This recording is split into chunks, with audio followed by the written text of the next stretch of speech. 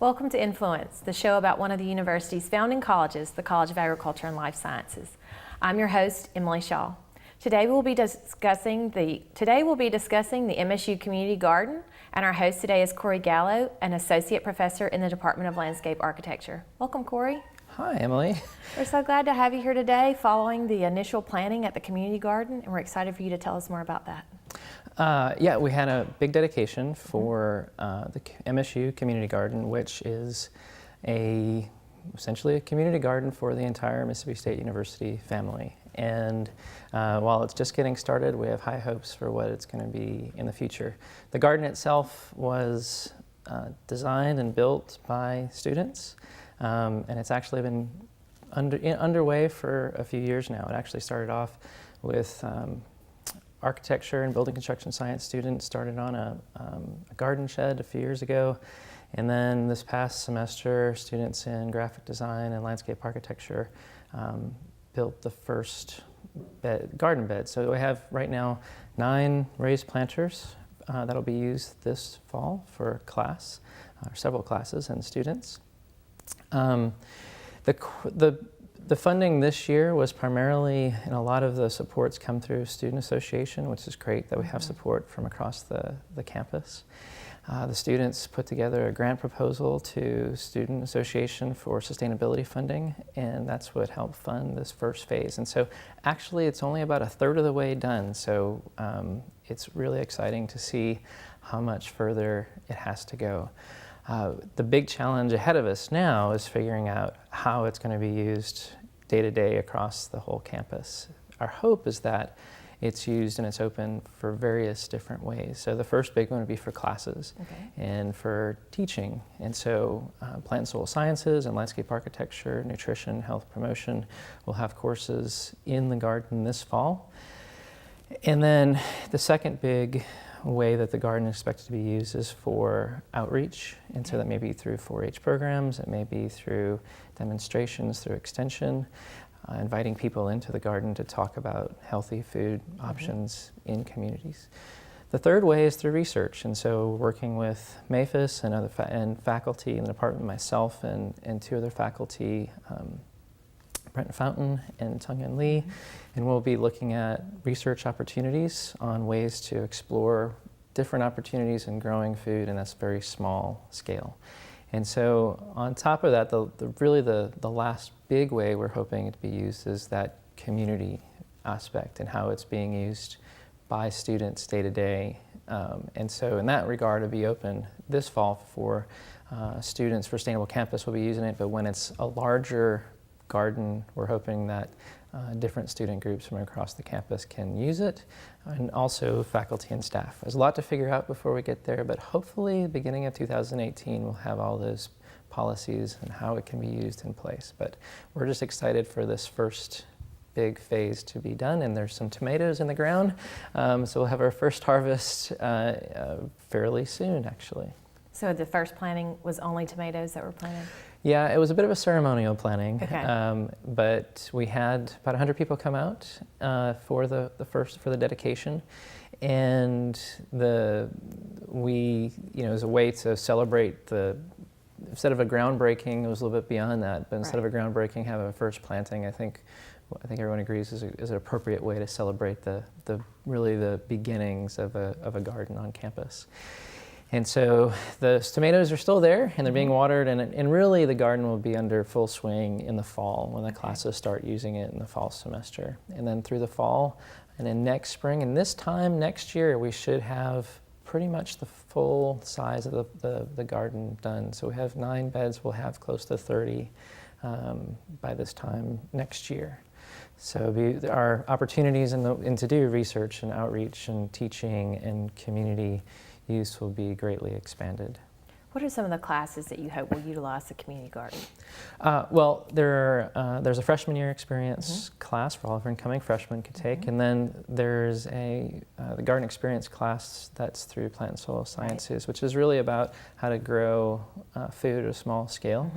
And then we're creating a new class between the 3 departments, plant soil sciences, landscape architecture, and nutrition, that will focus on community food systems. And that course will really be focused on the policies, community policies, from a planning perspective and from a community building perspective. It'll talk about different food system practices, from community gardens to CSAs to food hubs.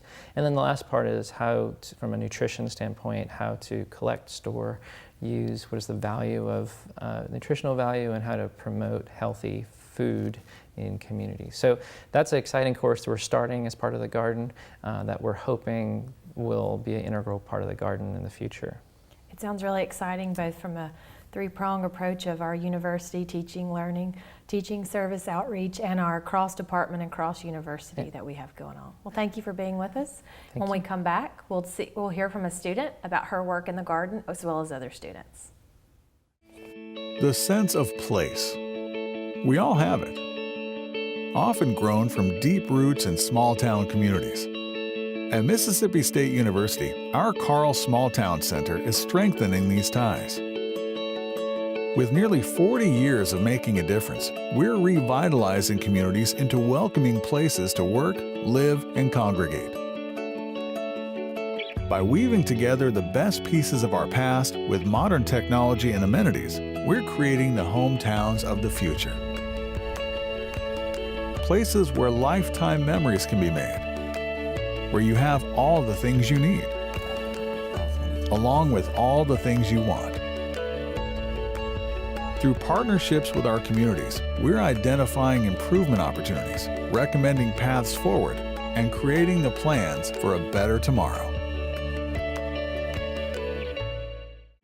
Everyone remembers their favorite teddy bear, the reassuring love of their first puppy. They comforted us and made us laugh. For children battling abusive situations or post-traumatic stress disorder, the memories aren't as pleasant. That's why, at Mississippi State University, we're pioneering a robotic technology that brings healing to those exposed to traumatic situations. Known as Therabot, MSU's robotic beagle includes lifelike features that allow it to move in ways that are both natural and nurturing. Its ultimate goal? To bridge the gap between 2 types of effective therapy, using real animals and their plush counterparts for emotional assistance. At MSU, we're proud to be changing the game in therapeutic recovery. Even prouder to be putting lives back together again. Imagine research that opens new avenues of evidence for crime scenes. We are at Mississippi State University, where we ring true. Welcome back to Influence. We're here now with our student, Caitlin Buckner, and she is a senior in the landscape architecture major, and she originates right here from Starkville, Mississippi. Welcome, Caitlin.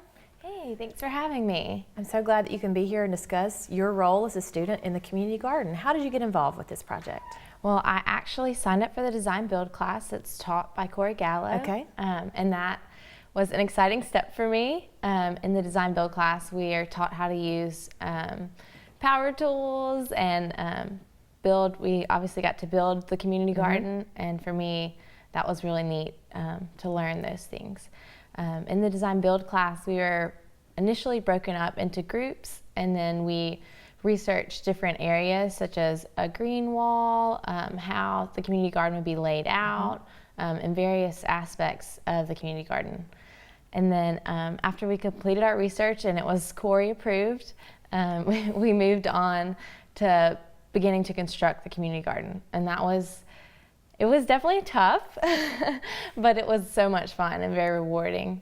So we would get there at 8 in the morning and divide up into our groups on whatever task we were working. It would be cutting big logs or screwing them together or placing filter fabric in the different ones, leveling the ground. We did a little bit of everything. That's excellent. And for several of the classes, I actually got to run the saw and cut the joints, so that was a lot of fun for me. And then it was just neat seeing the whole process go through. Absolutely. By your estimation, how many students do you think have been involved to this point? Oh, wow. At least 30, if not way more than that. We had lots of volunteers come in and help towards the end. They were thrown right in the middle. I think they thought they were coming to plant the community garden, and they were, running the saws, running the power tools, and I think they all had a lot of fun. They definitely had to work. Sounds like a unique experience and new experiences for all of you. Yes. So what plants are you most looking forward to seeing being planted this fall?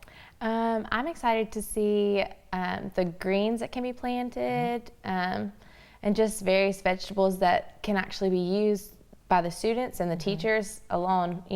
They know they planted them, and then they get to cook them and use the benefits of them. Absolutely. So what is your ultimate career goal? I'm majoring in landscape architecture, so I love various aspects of landscape architecture. I think planning is definitely one of my favorite. I love urban design and planning, so I think my long-term goal would to get a master's in urban planning and then pursue a career in city planning. And so how has working on this community garden really played into that and helped you see how helpful it can be? Yeah, community gardens are something that's very important to me, and in most of my urban planning designs I've had in class, I've implemented them. I think everyone benefits from them. The people work on them, you release endorphins, and then you also reap the benefits of the fresh vegetables that you might not usually get.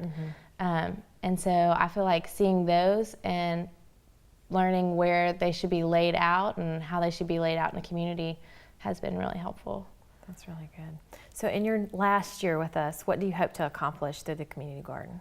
I cannot wait to see other people come in and actually be impacted by this community garden that we worked really hard to implement. I think it'll be neat to see them get to plant and to learn how to plant, and also to learn what should be planted there. So absolutely.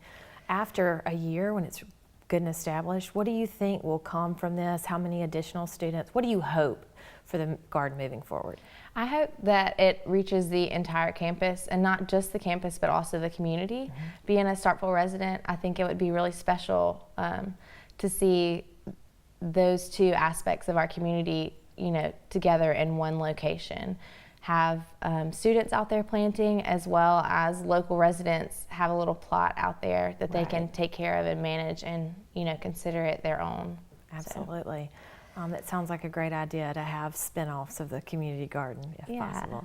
Well, thank you, Caitlin, for being with us today. And thank you for joining us on this episode of Influence, where we heard about the MSU Community Garden. Please join us next time to hear about additional things happening in the College of Agriculture and Life Sciences.